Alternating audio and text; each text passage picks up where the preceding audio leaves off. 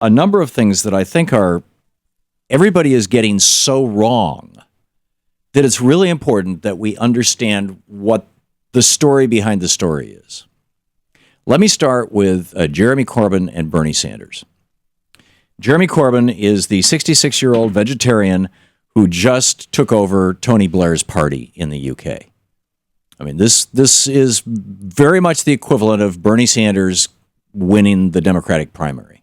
The party is not in power. Well, we've got President Obama, but doesn't control the legislature. Party is not in power. But being the nominee, being the head of the party, there's amazing power there.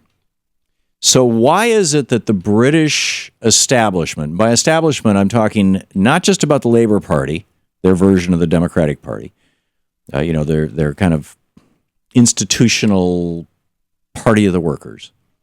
Why is it that in the UK, the Labour Party conventional wisdom is that we don't want to go back to 1983? Now, for Americans, and I'm going to bring this back around to Bernie and Hillary and Trump. And by the way, one of the things I'm going to reveal to you today is the reason why Donald Trump is doing so well in the United States right now, which nobody is paying attention to. And I was astonished last night watching, hours and hours of Trump on MSNBC because, of course, it's the it's the liberal network, so they're going to promote Trump, right? But he said it on their air, and they refused to discuss it. We will get to that in just a second. But what happened in 1983, Maggie Thatcher was the prime minister. She had been for 3-4 years. And there was an election. And Labor, the Labor Party, Tony Blair's, what eventually Tony Blair took over, and the Labor Party in 1983 was in many ways much like the Democratic Party under Jimmy Carter. It was a party that talked about and was pretty committed to. I mean, in the UK they already had the National Health Service, but just to making sure that everybody had health care, to keeping taxes high on the rich, to regulating the banks, to watching out for the environment, to having a largely non-interventionist foreign policy. Jimmy Carter was the only president who had no wars during his presidency in my lifetime. And the Labour Party in the UK in '83 was sort of like that. And so, and in fact, my source for this, the Alex Nuns, wrote an absolutely brilliant piece over at the Jacobin magazine, JACOBINMAG.com. And it's titled The Electable Jeremy Corbyn. And he starts out quoting from the British press and from the Labour Party. Jeremy Corbyn is unelectable. We know this because the ideas he espouses were emphatically rejected in the 1983 British general election. Now, see, what happened in 83 was that Labour just got crushed by the Tories, by the Conservatives, by the British equivalent of the Republican Party. Got crushed. Margaret Thatcher got reelected as prime minister. They swept far, more I was going to say Republican, conservative Tories into power. And the conventional wisdom today is that the reason for that was that in 1983 in the UK, Labour was too far to the left. They were saying all these leftist things like, they were really upset about the fact that in 1981 or 80 or 81, Margaret Thatcher had destroyed the coal miners' union, that she was selling off the railroads, that she was selling off the utilities and the water systems and the sewer systems, and basically privatizing everything. And the Tories, and Labour was saying, no, don't do that. That's crazy.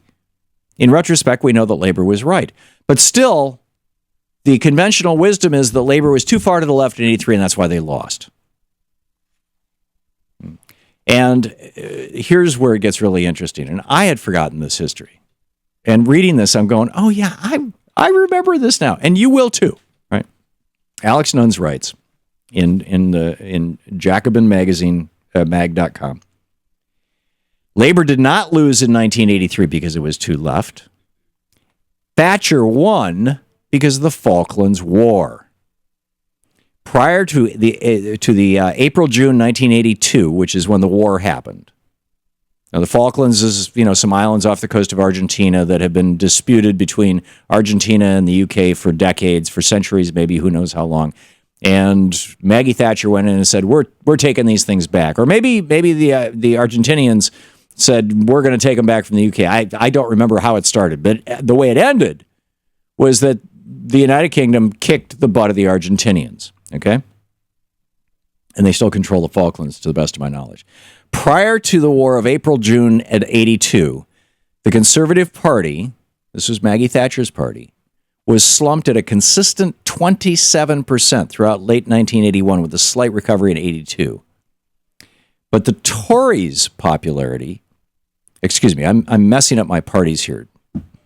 The Conservative Party, the Tories, anyway, but the Tories' popularity shot up spectacularly with, I see, it's all the same thing.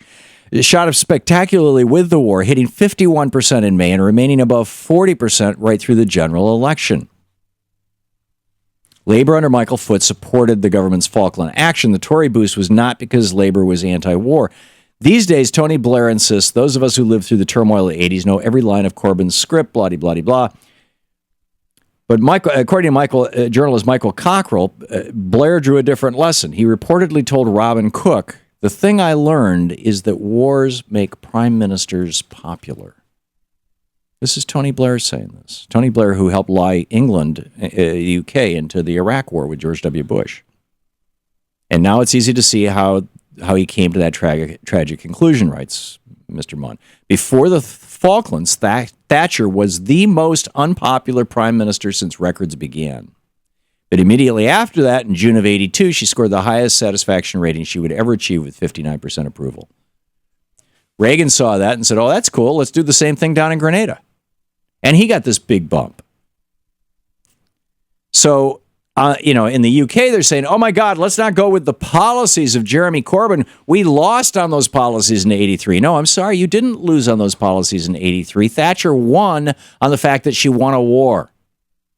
George W. Bush knew this in 1999. He told his biographer, if I get elected president, I'm going to have a war in Iraq, and I'm not going to do a little 100-hour, 3-day war like my daddy did. I will do a real war. And I will get political capital from that war, and I will win elections." And he was right. In fact, in 2005, after the election, he said, "Hey, I got political capital. I'm going to use it to privatize Social Security." Didn't quite work out, but that was the plan. Meanwhile, here in the United States, this pro-Clinton super PAC, which is run by David Brock, the guy who initially, was the hitman to take down Anita Hill. He used to be a right-wing hitman. Then he started running Media Matters for America, got in close with the Clintons, and now he runs a super PAC, a pro-Hillary super PAC. They are now trying to tie Bernie Sanders to Jeremy Corbyn with an email campaign that is, shall we say, less than crystal clear. I'll tell you more about it. I'll get into some of the details after the break. Stick around. It's 15 minutes past the hour. But I find this whole thing absolutely fascinating.